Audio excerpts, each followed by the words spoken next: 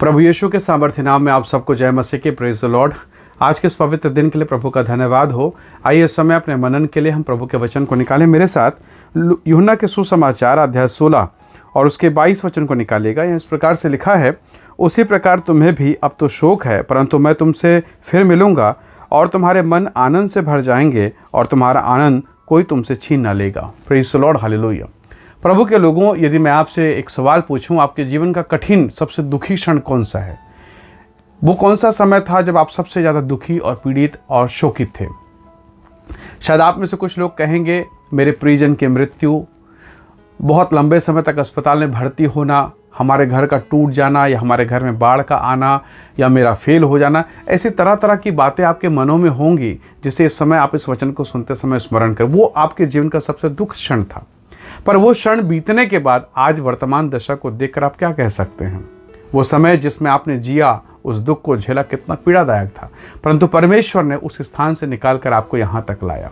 प्रभु यीशु मसीह अपने शिष्यों से कह रहे हैं कि मैं थोड़ी देर के बाद तुमसे अलग होऊंगा, मैं पापियों के हाथ में पकड़वाया जाऊंगा, मैं क्रूसित होऊंगा, मेरी मृत्यु होगी, लोग मेरा उपहास और निंदा और मेरा तिरस्कार करेंगे। ये सब देखना शिष्यों के लिए बहुत पीड़ादायक, बहुत ही पीड़ादायक था, असंभव था। परमेश्वर का दास कहता है, प्रभु का सेवक पतरस कहता है, प्रभु ये हो नहीं सकता, मैं तो तेरे साथ बंदीगृह भी जाऊंगा। प्रभु के लोगों, वो अलगाव, वो बिछो, वो दर्द, वो पीड़ा, क्रूस पर यीशु की मृत्यु, उसका क्रूसीकरण, उसके मुंह पर थूकना, तिरस्कार करना, जिन लोगों को उसने चंगा किया वही लोग आज उसे क्रूस पर चढ़ा रहे हैं। जिन लोगों के उसने आंसू पोंछे आज वही लोग उसका अपमान करें। कितना पीड़ादायक। आपने बहुतों के लिए ऐसा किया होगा, और बहुत से लोग आज आपकी निंदा कर रहे, बदनामी कर रहे। कभी कभी उनका चेहरा देखना आपके लिए बड़ा मुश्किल है, परंतु फिर भी आप जी रहे हैं। परमेश्वर के लोगों, इन तमाम परिस्थितियों को देखकर आपका मन कभी कभी पीड़ा से भर जाता होगा। पर क्या आप इस बात को समझ रहे हैं यीशु क्या कह रहे हैं? बहुत जल्द ये परिस्थितियां तुम्हारे सामने से चली जाएंगी। बहुत जल्द ये तुम्हारा क्लेश, ये तुम्हारा दुख, ये तुम्हारी पीड़ाएं आनंद में बदल जाएंगी। दाऊद के जीवन को देखिए, कितना तकलीफ और पीड़ा, अभिषेक पाने के बावजूद कितनी पीड़ा से वो होकर गुजरा।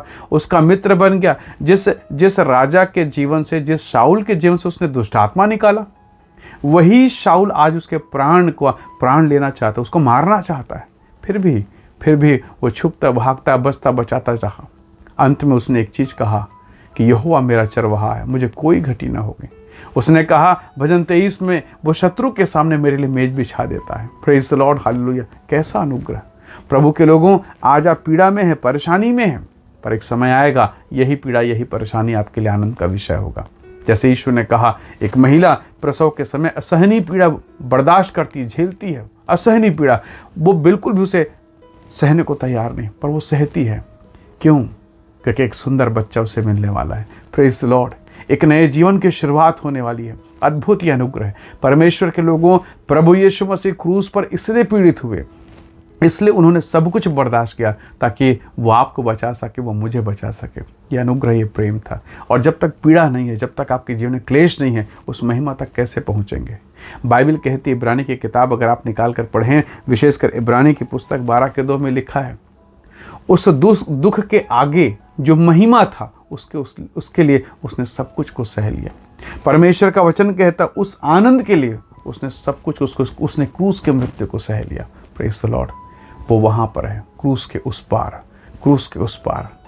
परमेश्वर के लोगों, प्रभु के दासों को धधकते आग के कुंड में डाला, पर उसके बाद का परिणाम देखिए।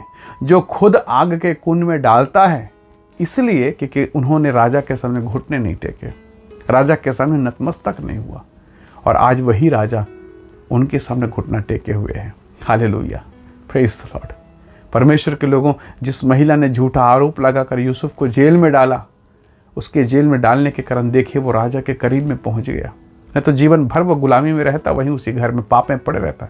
वो वफादार रहा, आज्ञाकारी रहा, और आज उस महिला ने उसे झूठा आरोप लगाकर जेल में डाला, और होते होते आज वो फिरौन के सामने खड़ा हुआ है, प्रधानमंत्री की पोजीशन पर। Praise the Lord, hallelujah. परमेश्वर के लोगों, याद रखिएगा, वो विधवा जो सारपत नगर की विधवा है, अकाल के कारण प्रभु के भक्ति में इतनी निखर गई, इतने खरी हो गई कि जब प्रभु का दास उसके घर आया, उसने रोटी दिया और उस दुख में भी उसने 3.5 वर्ष तक उत्तम भोजन का आनंद लिया। जो दुख है, जो क्लेश है, महिमा का कारण बनेगा। समय लगेगा। अगर मैं आपसे पूछूं हीरा कैसे बनता है, शायद बहुतों को ये पता नहीं, पर बहुत लोग जानते हैं कोयले से हीरा बनता है। पर जिनको नहीं पता वो कहेंगे कोयले से हीरा? क्या आपने हमें मूर्ख समझ के रखा है? कैसे कोयले से हीरा बनेगा? परंतु जो जानते हैं उनको पता है कोयले से ही हीरा बनता है, पर उसमें लाखों करोड़ों साल लगते हैं।